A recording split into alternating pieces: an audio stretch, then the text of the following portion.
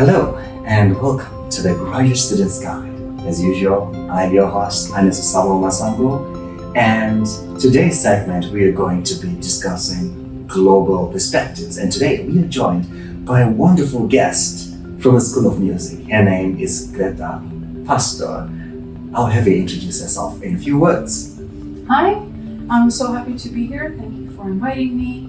I am a third-year doctoral student in the School of Music, and my major is piano performance. I'm also minoring in orchestral conducting, and this is hopefully my last ever college year as a student. Hopefully. Hopefully. All right. So how's been the journey so far for you? Pretty wild. So I started my college in Ohio. I did my undergrad and master's in Ohio and then moved out here for my doctoral studies. But I'm an international student, so I grew up in Romania. That's where I started studying piano, and it's where I did my first part of my education. All right. So since you already started telling us a bit about your musical journey, can you just, take us through that? I mean, what inspired you to pursue the DMA? Is that what it's called? Yes. DMA, right? Doctor Musical Arts. And were there any specific experiences or mentors that influenced your decision to go into this field?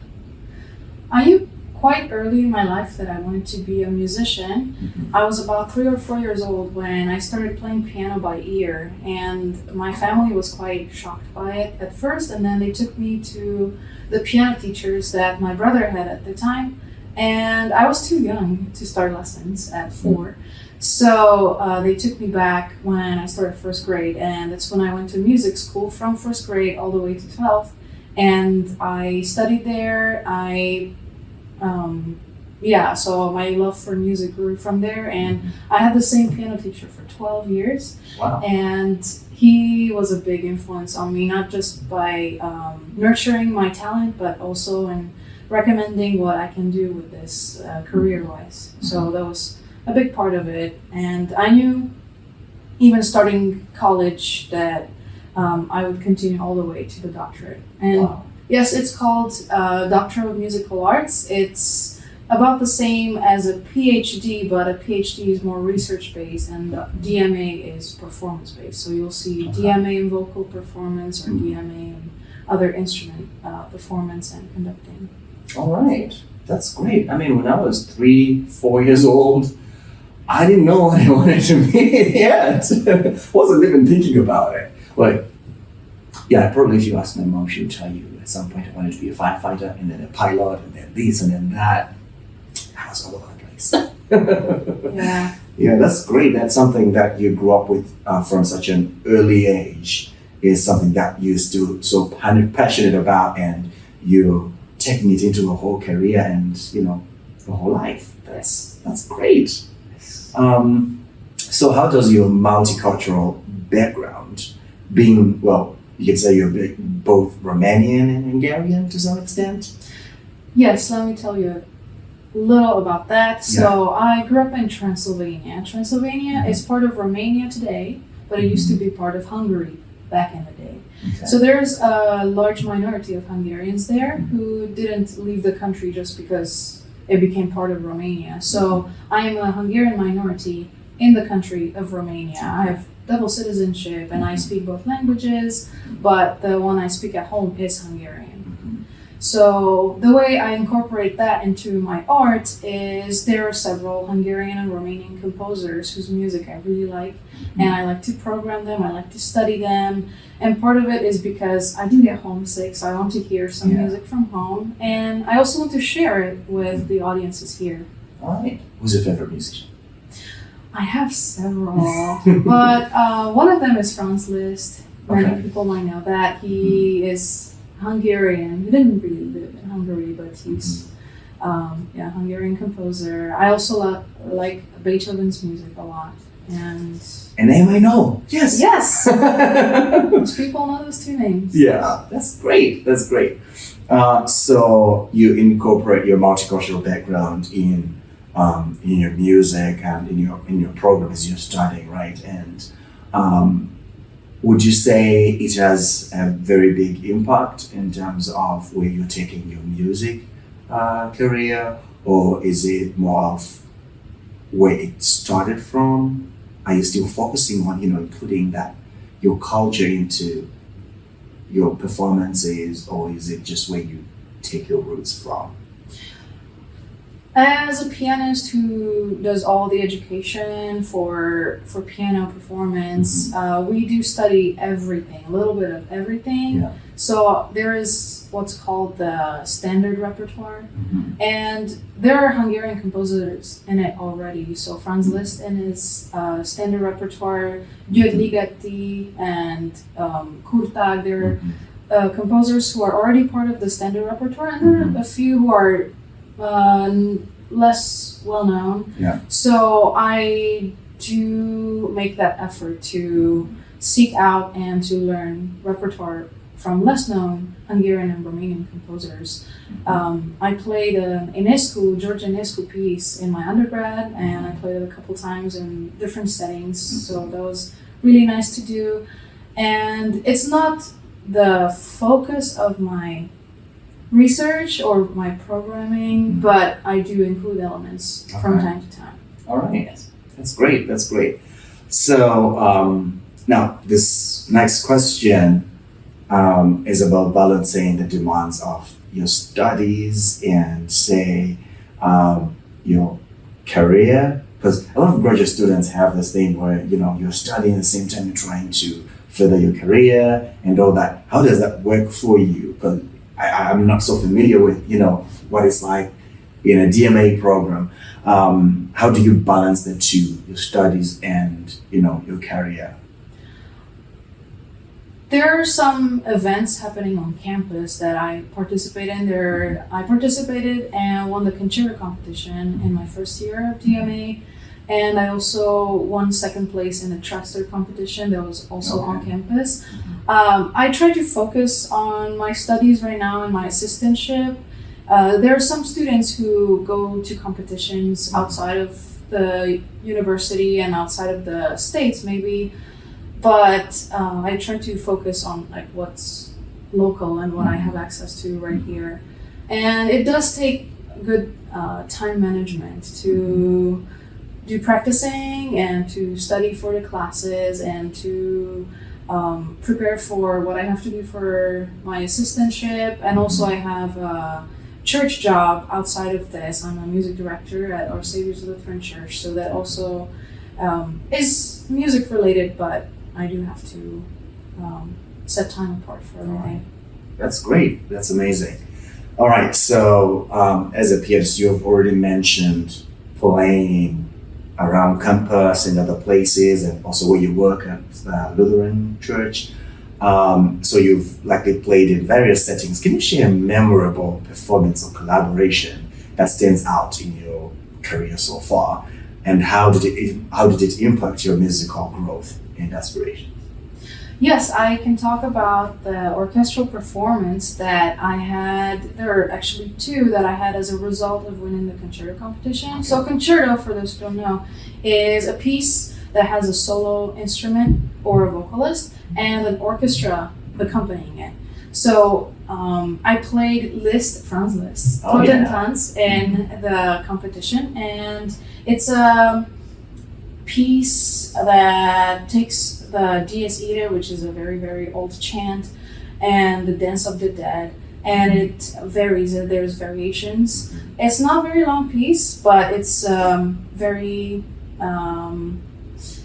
The public loves it, and the pianist has a lot of fun with it. Yeah. And I really enjoyed playing with the orchestra at the University of Arizona Fred Fox School of Music. I really enjoyed playing both concerts, and they were called the President's Concerts. So some of my international students' friends are like, "Will Joe Biden be there?" And no, it's the school of the university president who was there. And yes, I enjoyed collaborating with the orchestra. I got to know several of their members, and the conductor for those concerts was a student, a graduate student. So it was really nice to collaborate. Yeah.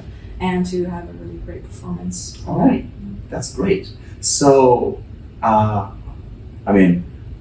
you mentioned not in this episode, but before that. So, as of this recording, to your listeners, she's going to be performing today. She has a recital today. Can you tell us a little bit about that? What it's going to be like? What are you going to be playing? Yes. For doctoral students, we do have to play a series of recitals, and one is a qualifying recital. It can be solo or chamber or anything. There can be an ensemble recital, a solo recital, and a lecture recital. So this is my second to last recital, and it's solo works only. I will play pieces from just two composers, Alexander Scriabin and Claude Debussy. They lived around the same time, but Scriabin was in Russia and Debussy was in France, so their style will be very different. And the funny thing is, when you go to a piano recital, you'll hear like 3 or 4 long pieces, and that's it. Well, today I will play 30 short pieces, so that's 24 preludes by Scriabin, Opus 11, and 2 sets of Images, that's the title of Debussy's works, and each has 3 pieces in it. So it will be interesting to shift every 2-3 minutes into a different mood or different feeling or different imagery in the recital. So that's going to be amazing. That's great. That's great. Okay, so now let's talk a little bit about you being an international student here in the US and specifically at the University of Arizona. How is that experience been like? Any challenges, any good things that came out of it, any lessons you've learned? What would you advise to other international students who are just starting or who are, coming back to a new semester and going through their studies? I became an international student in Ohio first. So I was there for 7 years, 4 years at Baldwin Wallace University, 3 years at Kent State University as an international student. So as I came to Arizona, it wasn't such a culture shock for me to be in the US as a Hungarian, Romanian. So during my first years, I sought out communities. So either people who came from the same country as me, or people who have the same faith as me, or people who are in the same shoes as me, like other international students. And I tried to do that here as well. I met some Hungarian families in Tucson, and there are not many. There are more in Phoenix, for example, but it's just really nice to spend time with people from home, to make the food that you miss. And I also met some Romanian students on campus. There's a guitar player, there's a singer who I met in the last few years.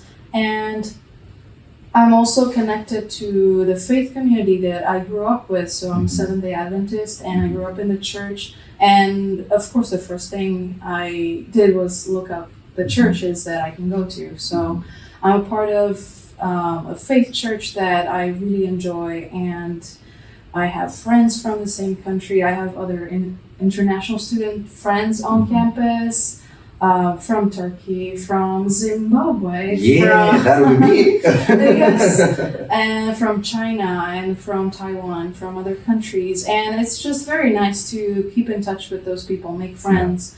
What I recommend people who are new in a new place is try to find friends, try to collaborate with classmates. Of course, it's very easy in a music school because I can play chamber music and I can play orchestra music. I can sing in a choir with different people, and that's a big advantage of being a musician. But if you're a different major, seek out a study group or seek out, I don't know. I also joined a runner's Facebook group that I found a friend there, and then we had Thanksgiving last year together. Amazing. So that was very nice.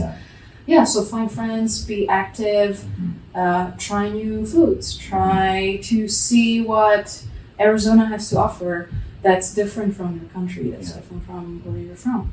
All right, so don't just focus on your books and studies and research only. Go out there. Yeah. Put yourself out there, right? Yes. All right, that's amazing. Great advice. Thank you so much, Greta. Did I say that right? Yes. Great. Okay, before I forget, would you mind teaching us any one phrase in Romanian or Hungarian? Or maybe it could be a greeting or anything. Oh, let me think. Be nice. Of course, Hungarian and Romanian, they don't sound alike at all. Okay. Romanian might sound similar to Spanish. It's very related, so that would be too easy for people from Okay. Arizona. Make it tough. I'll make it tough. Yeah. Let's see. I will say Jó napot kívánok. Jó napot kívánok. Jó napot kívánok. Jó napot kívánok. Yeah, good. That's Alright. like good day. Like Good day. It's Okay. like it's not good morning. It's just good day. Good day. Yeah. Amazing. Thank you so much for joining us, and thank you for the wonderful insights and for sharing with us your journey as an international student. And I hope the international students and others who are here listening will get a gem or two from this, and it will help them through their careers. Now, that will be it for us today at the Graduate Students Guide. Thank you for joining us. We hope to see you again next time. Goodbye for now.